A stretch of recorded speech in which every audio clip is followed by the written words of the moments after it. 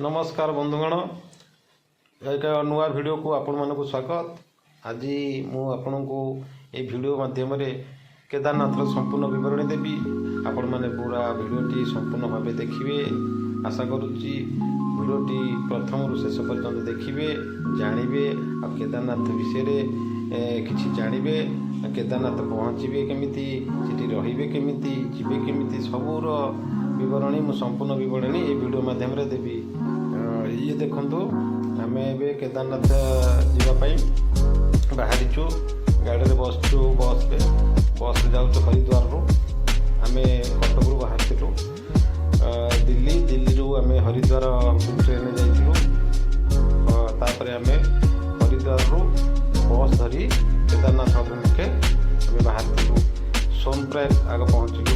हरिद्वार रु सोनप्रयाग, ये हूँ सोनप्रयाग बस स्टाण्ड, सीतापुर कहते सीतापुर बस स्टाण्ड। एठू सी हूँ सीतापुर आपण को ओह्लैला किसी बाट चलिकी जावाक पड़ो, मात्र 1 किलोमीटर। ये बस स्टाण्ड रे आम गाड़ी रही आम यही बस स्टाण्ड ओह्लै धीरे धीरे चली आम पहुँची गलु कौटी सोनप्रयाग। सोनप्रयाग रहा ये जो होटेल टी आप देखुंत, ये आम होटेल टी रूम नहीं थिलु। ये रूम टी बहुत सुंदर थिला। ये रूम रे आम रही मात्र 500 टंका देकी, रूम भड़ा मात्र 500 रूम भड़ा देकी आम ये जगह रही। ये हूँ सोनप्रयाग मार्केट। ये देखु ये रूम टी केते सुंदर है, मात्र 500 टंकार room, latrine kitchen, latrine bathroom attach सहित ये रूम टी लगे। एते ठंडा, ये फैन रो आवश्यकता पड़े ना। आम जो अक्टोबर मसरे जाइलु, अक्टोबर थिला मंथ टी टे लेट वीडियो एडिट करुच्ची, अक्टोबर मस आम जाइलु वीडियो लेट एडिट कर पूरा अक्टोबर मस। ये देखो ये सीतापुर बस स्टाण्ड जगटा, यहाँ हूँ सोनप्रयाग बजार। सोनप्रयाग यहाँ जगह काली सकाल सकाल आम ये बाहर केदारनाथ संध्या सुधा पहुँच जाइए। केदारनाथ जावाई आपण मानक ओडिशा ट्रेन जो बहुत ट्रेन आसूँ दिल्ली, ना डायरेक्ट भी आप हरिद्वार गाड़ी भी आसूँ। हरिद्वार गाड़ी ट्रेन रे आसीपारे डायरेक्ट कौटी ओडिशा भुवनेश्वर पुरी हरिद्वार गाड़ी। ये हूँ देखु सोनप्रयाग बजार। ये लाइन लगी रेजिस्ट्रेशन आपण आसवे माने रेजिस्ट्रेशन करके आसवे घर। आपण ऑनलाइन माध्यम रेजिस्ट्रेशन करदे। केदारनाथ रेजिस्ट्रेशन उत्तराखंड वेबसाइट रे आपको मिल जाव। केदारनाथ रेजिस्ट्रेशन आप डायरेक्ट आसिया पूर्व ऑनलाइन रेजिस्ट्रेशनटा करदे मस्ट। ये चेकिंग हो चेकिंग आपण जो ऑनलाइन रसीदटा आनी फॉर्म टी पूरण करीटा को आपन ये से चेक करेंगे। किसी जगह आपन को ये चेक भी मिल मझे मझे जो मैंने प्रशासन दायित्व था से जगह चेक करते। ये हूँ केदारनाथ रास्ता सोनप्रयाग ये गोटे घाई हो जगह संपूर्ण घाई हो।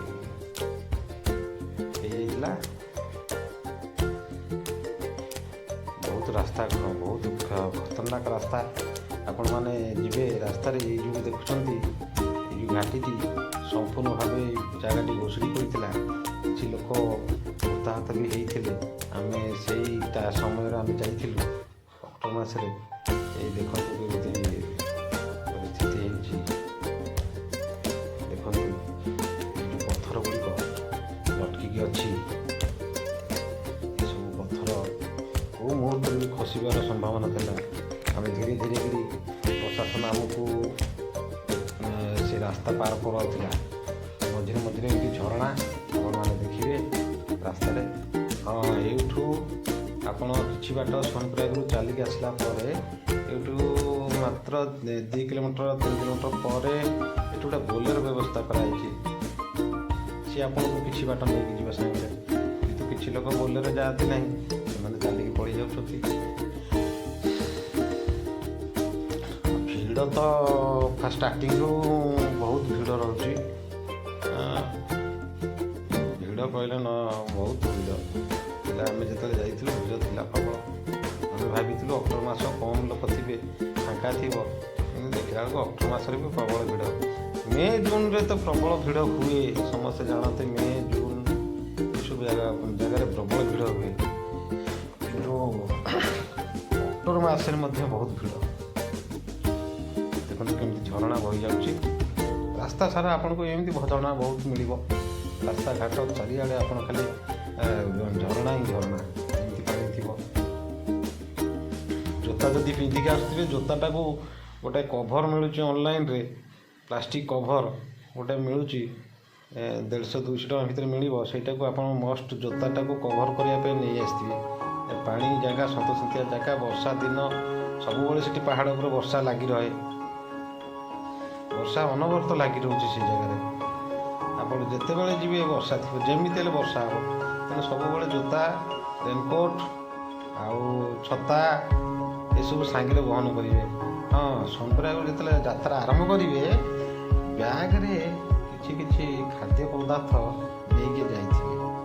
ଡ୍ରାଇ ଫ୍ରୁଟ୍ସ ହଉ, ଫ୍ରୁଟ୍ ହଉ, ଆଉ ଆମର ଯେମିତି ଓଡ଼ିଆର ଖାଦ୍ୟ ଚୁଡ଼ା ଆଉ ମୁଢ଼ି ଏସବୁ ସାଙ୍ଗରେ ନେଇକି ଯିବା ଠିକ୍। କାହିଁକିନା ଉପରେ ଆପଣଙ୍କର ଖାଦ୍ୟ ପଦାର୍ଥ ଏତେ ରେଟ୍, ଏତେ ଦାମ୍, ତା ଉପରେ ଏଠି ଯେଉଁଟାକ ସୋନପ୍ରୟାଗରେ 10 ଟଙ୍କା, ସେଠି ସେଇଟା 50 ଟଙ୍କା। ପାଣି ବୋଟଲ ଆପଣଙ୍କୁ 50 ଟଙ୍କାରେ ମିଳିବ। ପାଣି ବୋଟଲ ଗୋଟେ ବୋଟଲ, ଯେଉଁଟାକ ସୋନପ୍ରୟାଗରେ 20 ଟଙ୍କା। କେଦାରନାଥର ଟପ୍ର ଅଛି ନା ସେ ଜାଗାଟି। ତେଣୁ ସେ ଜାଗାକୁ ପାଖାପାଖି 15-16 କିଲୋମିଟର ଉପରେ ଆପଣଙ୍କୁ ଚଢ଼ାଇ କରିବାକୁ ପଡ଼ିବ ସୋନପ୍ରୟାଗରୁ। ଯେହେତୁ ସେମାନେ ଏତେ ଉପରେ ଅଛନ୍ତି, ବୋହିକି ନେବାକୁ ଜିନିଷ ଗୁଡ଼ିକ ଘୋଡ଼ା ଛଡ଼ା ଆଉ କିଛି ବାଟ ନାହିଁ। ଘୋଡ଼ା ଖଚ୍ଚର ଏସବୁରେ ଆପଣ ଆମର ସବୁ ଯେତେ ଜିନିଷ, ଖାଦ୍ୟ ପଦାର୍ଥ ସେଠି ଯେଉଁ ଦୋକାନ ବଜାର ହେଇଛି ଉପରେ, ସବୁ ଏଇ ଖଚ୍ଚର ମାନେ ହିଁ ବୁହନ୍ତି ଜିନିଷ ଗୁଡ଼ିକ। ଆଉ ଗୋଟେ ଖଚ୍ଚର ଥରେ ଯେତେବେଳେ ଉପରୁ ଚଢ଼େ, ମ୍ୟାକ୍ସିମମ୍ 2,500-3,000 କମ୍ ନେଇନି। ଆମେ ଯେତେବେଳେ ଖଚ୍ଚରରେ ବସିଥିଲୁ, ଆମକୁ ନେଇଥିଲା ପାଖାପାଖି 2,700 ଟଙ୍କା ନେଇଥିଲା। ଆମେ ଖଚ୍ଚରରେ ଯାଇଥିଲୁ ଉପରକୁ ଚଢ଼ିକି। ତେଣୁ ଆପଣମାନେ ଚିନ୍ତା କରନ୍ତୁ, ଜିନିଷ ମାନ ଯେତେବେଳେ ବୋହାବୋହି ହେଉଥିବ, ଖଚ୍ଚରରେ କେବଳ ହିଁ ବୋହି ପାରିବେ। ମଣିଷ ବି ବୋହିକି ନେଇପାରୁଛନ୍ତି, କିନ୍ତୁ ତାଙ୍କର ବି ପ୍ରାଇସ୍ ସେଇ ହାଇ ରହୁଛି। ଆଉ ଜିନିଷ ଗୁଡ଼ିଏ ଯେତେବେଳେ ତଳୁ ଉପରୁ ଯାଉଛି, ଆପଣ ଦେଖନ୍ତୁ, ଯେଉଁ ଜିନିଷ ତଳେ 10 ଟଙ୍କା, ଉପରେ ସେଇଟା 50 ଟଙ୍କା, ମାନେ 5 ଗୁଣ ବଢ଼ିଯାଉଛି। ତେଣୁ ଆପଣମାନେ ଯେତେବେଳେ ତଳୁ ଯାତ୍ରା ଆରମ୍ଭ କରୁଥିବେ, ସେତେବେଳେ କିଛି ଜିନିଷ ସାଙ୍ଗରେ ନେଇକି ଯିବେ, ଖାଦ୍ୟ ପଦାର୍ଥ। କାରଣ ପାହାଡ଼ ଉପରକୁ ଯାଉଛନ୍ତି, କେତେବେଳେ ବି ଏ ଜାଗାରେ ବର୍ଷା ଫର୍ଷା ହେଇଗଲେ ରାସ୍ତା ମଧ୍ୟ ବନ୍ଦ ହେଇଯାଇପାରେ। 1-2 ଦିନ ଆପଣଙ୍କୁ ରହିଯିବାକୁ ବାଧ୍ୟ କରିବେ ପ୍ରଶାସନ, ଟିକେ ୱେଟ୍ କରିବା ପାଇଁ। ତାପରେ ରାସ୍ତା କ୍ଲିୟର ହେଇଗଲେ ଆପଣଙ୍କୁ ଛାଡ଼ିଦେବେ। ତେଣୁ ଆପଣ ସବୁବେଳେ ପ୍ରସ୍ତୁତ ହେଇକି ଉପରକୁ ଚଢ଼ିବେ। ଘୋଡ଼ାରେ ଲୋକମାନେ ଯାଉଛନ୍ତି, ଭକ୍ତମାନେ ହଜାର ଭକ୍ତଙ୍କ ଭିଡ଼ରେ ଆପଣଙ୍କୁ ଏମିତି ଯିବାକୁ ପଡ଼ିବ। ଆପଣ ଯଦି ଖଚ୍ଚର ନେବେ, ଖଚ୍ଚର ବା ଘୋଡ଼ା ଯେଉଁ କହୁଛନ୍ତି ଆପଣ, ଏଥିରେ ବି ଆପଣ ଯାଇପାରିବେ, ନିଜେ ଚାଲିକି ବି ଯାଇପାରିବେ। ହଁ, ଯଦି ବୁଢ଼ା ବୁଢ଼ୀ ବୃଦ୍ଧ ଲୋକ ଯାଉଛନ୍ତି, ସେମାନଙ୍କୁ ଆପଣ ପିଠୁ କରିଦିଅନ୍ତୁ। ପିଠୁ ମାନେ ଯେଉଁ ନେପାଳୀ ଲୋକ ସେଠି ସବୁ ଅଛନ୍ତି, ସେମାନେ ବୃଦ୍ଧ ଲୋକଙ୍କୁ ନିଜ କାନ୍ଧରେ ବୋହିକି ନେଉଛନ୍ତି। ସେ ଆପଣଙ୍କୁ ଚାର୍ଜ କରିପାରନ୍ତି 7,000-8,000 ପାଖାପାଖି। ନଚେତ୍ ବୃଦ୍ଧ ଲୋକ ଚାଲିକି ଯିବା ଟିକେ ବହୁତ କଷ୍ଟକର। ତେଣୁ ସେଇଟା ଆପଣ ନିଜେ ସେଠି ପହଞ୍ଚି ସୋନପ୍ରୟାଗରେ ଡିସିସନ୍ ନେବେ, କେମିତି ଯିବେ, କ'ଣ କରିବେ। ଘୋଡ଼ା ଯାଉଛି, ଖଚ୍ଚର ଯାଉଛି, ହେଲିକପ୍ଟର ସୁବିଧା ଅଛି, କିନ୍ତୁ ହେଲିକପ୍ଟର ବୁକିଂ କରିବା ବହୁତ କାଠିକର ପାଠ। ମୁସ୍କିଲ ଟିକେ ହେବ ବୁକିଂ କରିବା। କେତେବେଳେ ଅନଲାଇନ୍ରେ ଟିକେଟ୍ ଆସୁଛି, ପୁଣି ହଠାତ୍ ବନ୍ଦ ହେଇଯାଉଛି। ମୁଁ ବହୁତ ଥର ଟ୍ରାଏ କରିକି ଅନଲାଇନ୍ରେ ଫେଲ୍ ମାରିଲି। ତାପରେ ମୁଁ ସବୁ ଡିସାଇଡ଼୍ କଲି, ମୁଁ କହିଲି ଯାଇ ପହଞ୍ଚିଯାଏ, ତାପରେ ଚିନ୍ତା କରିବି କ'ଣ କରିବି କ'ଣ ନାହିଁ। ଏଇ ଦେଖନ୍ତୁ ହେଲିକପ୍ଟର हेलिकॉप्टर एथिरे भी बहुत यात्री आसुचंती से ऑनलाइन टिकेट करछंती से आगु से जीवा आसी आराम से करुँच किंतु आम जेहेतु करूँ ऑनलाइन रे केते टिकेट तार डेट दौची आम से टाइम रे अपेक्षा कले भी ऑनलाइन रे एते लोक डिपेंडेंट हो जाउछंती समस्ते से ऑनलाइन ऊपर डिपेंडेंट समस्ते जिते टिकेट करुँच ता भितर केते कहार बाजी जाऊँगी केते होनी कार टिकेट हो पारुनी तेणु जार हो जाऊँगी से आराम से जाई पारुछंती जार न हो पारुछि से खर्चरे जीवा आसिया करेंगे। देखो ये जो पहाड़ पर्वत मनोहर दृश्य बरफ पड़ी अच्छी ऊपर देखो पहाड़ पर बरफ ये सब दृश्य आप देखा मिले से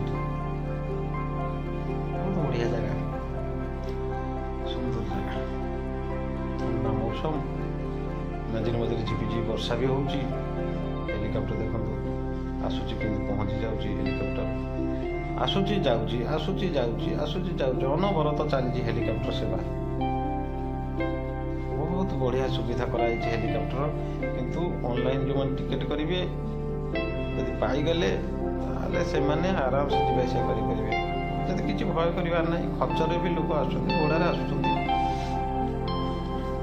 वृद्ध लोक मान पिठुरे आसपारे बहुत भल सुविधा भी करा रास्ता गुड़िक बहुत तीक्ष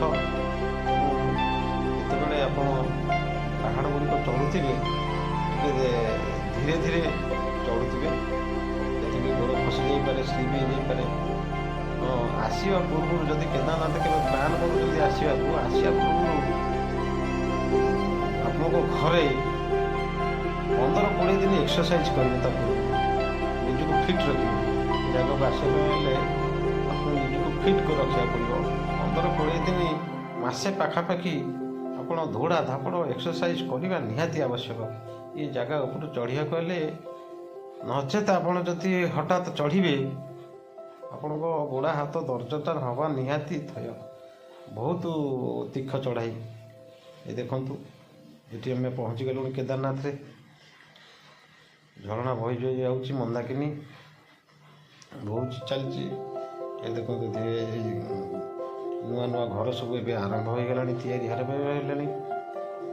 केदारनाथ रे जो विपत्ति होता पर ये सब नुआ नुआ बिल्डिंग तैयारी बहुत गुड़े होटेल अच्छी टेंट अच्छी दुकान बजार सब अच्छी किंतु प्राइस बहुत अधिक आपण निजको जिते ठीक जिते खर्च कम करने हेले आपको किसी सामान एमती बैग रे किसी होइकी आने पड़ो अल्प किसी हो पचे बिस्किट हो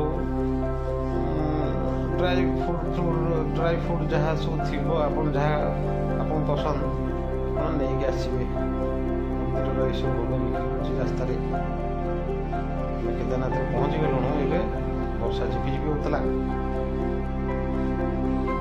तापर आम खोजिलु पहुँचिक आम ऑनलाइन रे होटेल बुक करनथिलु आम ये आसिक पहुँचला आम रूम खोजिलु कहीं ऑनलाइन टिकेट कले बहुत पैसा पड़ुची आम चिंता कलु कहीं ऑनलाइन कर पहुँची कर जदि आम बैचलर माने आम फैमिली नहीं जाई नथिलु आम सांग ग्रुप एक गोटे जाइलु तेणु आमको टेंशन नाला हाँ जो मिलने आम रही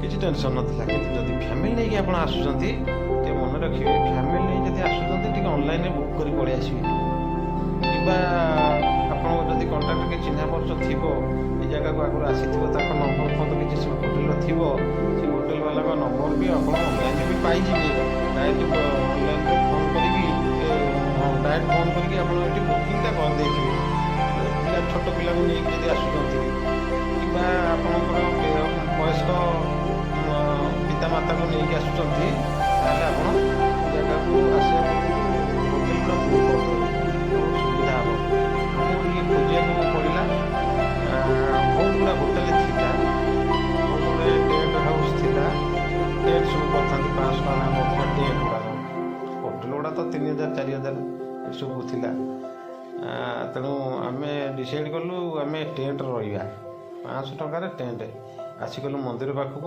देखु मंदिर केते सुंदर होती केदारनाथ मंदिर दर्शन कर लिंतु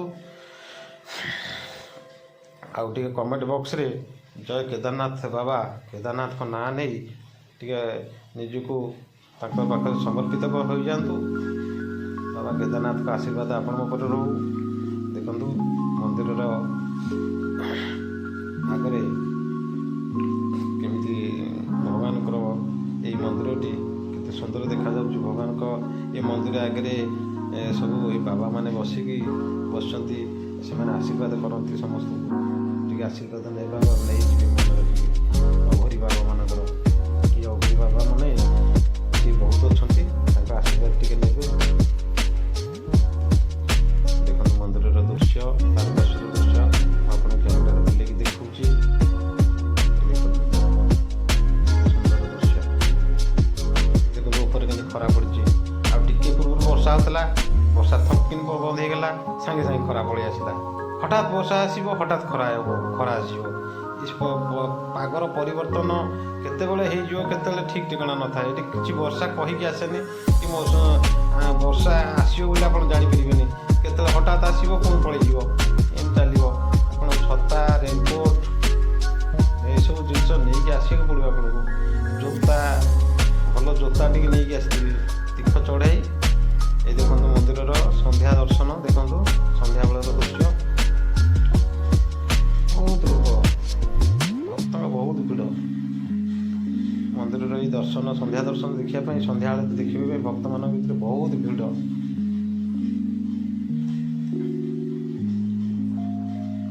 କେଦାରନାଥ ମନ୍ଦିରର ଏଇ ଦେଖନ୍ତୁ ସନ୍ଧ୍ୟାବେଳ ଦୃଶ୍ୟ।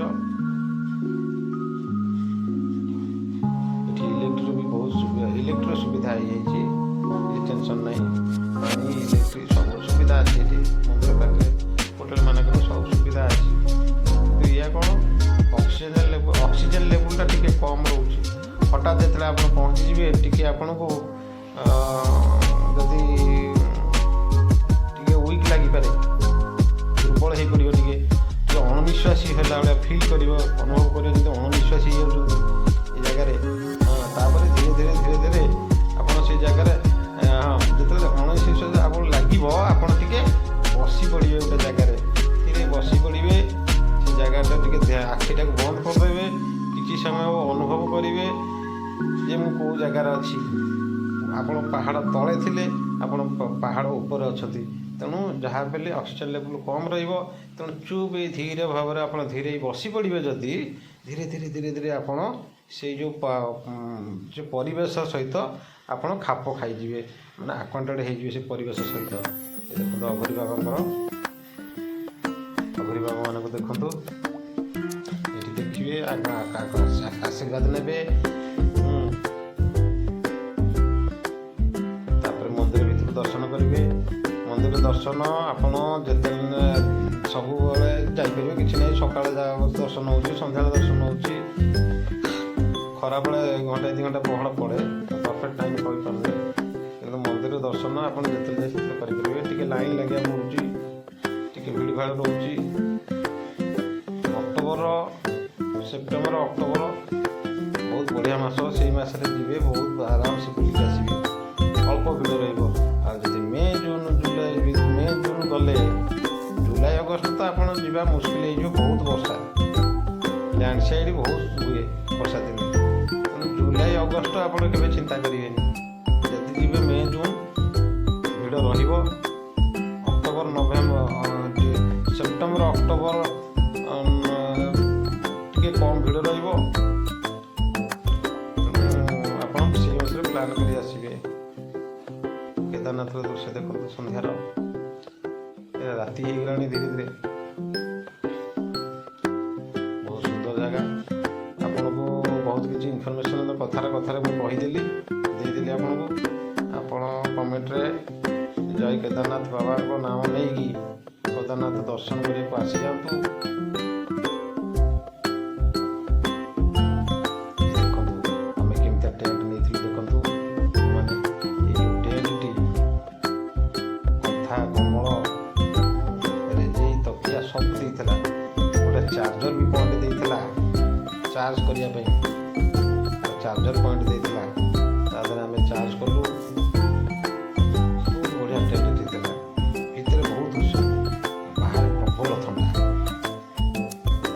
ଚାର୍ଜର ପଏଣ୍ଟ ଦେଇଥିଲା, ଚାର୍ଜ କରିବାକୁ 2ଟା ମୋବାଇଲ ଆପଣ ଆରାମସେ ଚାର୍ଜ କରିବେ। କିଛି ଟେନସନ୍ ନାହିଁ।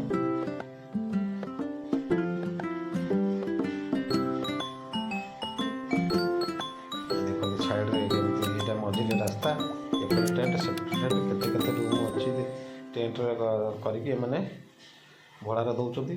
ମାତ୍ର 500 ଟଙ୍କା ନେଇଥିଲେ ଆମଠୁ, ବହୁତ ଶସ୍ତା ଥିଲା ଟେଣ୍ଟଟି। କିନ୍ତୁ ରାତିରେ ଲାଟ୍ରିନ୍ର ସୁବିଧା ଥିଲା ଅବଶ୍ୟ, ଏଠି 6ଟା 7ଟା ରୁମ୍ ପାଇଁକି ଗୋଟିଏ ଲାଟ୍ରିନ୍ ଥିଲା, ତେଣୁ ସେୟାରିଂ ଲାଟ୍ରିନ୍। ଆପଣ ଯଦି ଆଉ ଟିକେ ଭଲ ହୋଟେଲ ରହିବାକୁ ଚାହିଁବେ ତାହେଲେ ଆଉ ଟିକେ ହୋଟେଲରେ ରହିବେ। ଯଦି ଆପଣ କିଛି ପ୍ରୋବ୍ଲେମ୍ ହୁଏ ତାହେଲେ ହୋଟେଲ ନେଇଯିବେ, ନହେଲେ ଟେଣ୍ଟ ରହିବେ, କିଛି ଅସୁବିଧା ନାହିଁ। ଟେଣ୍ଟରେ ରହିବା କିଛି ଅସୁବିଧା ନାହିଁ। ତାପରେ ଆମେ ମନ୍ଦିର ପଛପଟେ ଶଙ୍କରାଚାର୍ଯ୍ୟଙ୍କର ପ୍ରତିମୂର୍ତ୍ତି ଦର୍ଶନ କଲୁ। ଦେଖନ୍ତୁ ଶଙ୍କରାଚାର୍ଯ୍ୟଙ୍କ ପ୍ରତିମୂର୍ତ୍ତି ଏଠି ଦେଇ ଦର୍ଶନ କରିବି, ମୁଣ୍ଡିଆ ମାରିବି, ଶଙ୍କରାଚାର୍ଯ୍ୟଙ୍କ ଆଶୀର୍ବାଦ ନେଇକି ପ୍ରତ୍ୟାବର୍ତ୍ତନ କରିବି।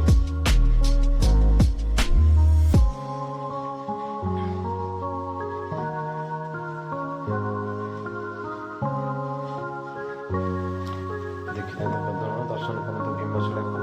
ଇଏ ହେଉଛି ସେଇ ଭୀମଛଡ଼ା ଯିଏକି ମନ୍ଦିରକୁ ସୁରକ୍ଷା ଦେଇଥିଲା ଯେତେବେଳେ କେଦାରନାଥରେ ପ୍ରଳୟ ଆସିଥିଲା।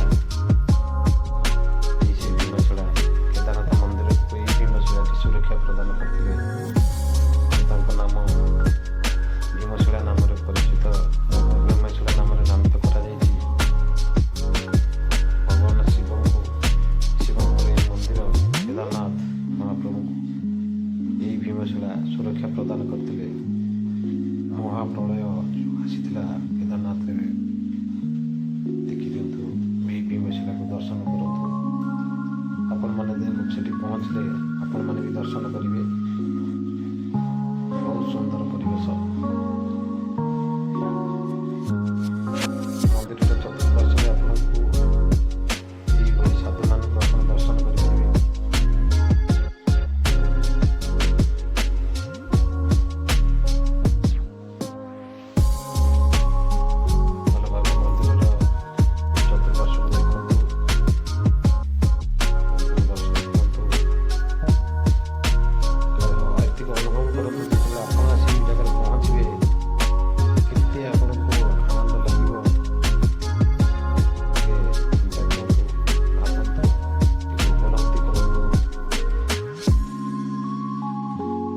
ମାଧ୍ୟମରେ ଆପଣଙ୍କୁ ଅନେକ ଇନଫର୍ମେସନ୍ ବି ଦେଇଦେଲି।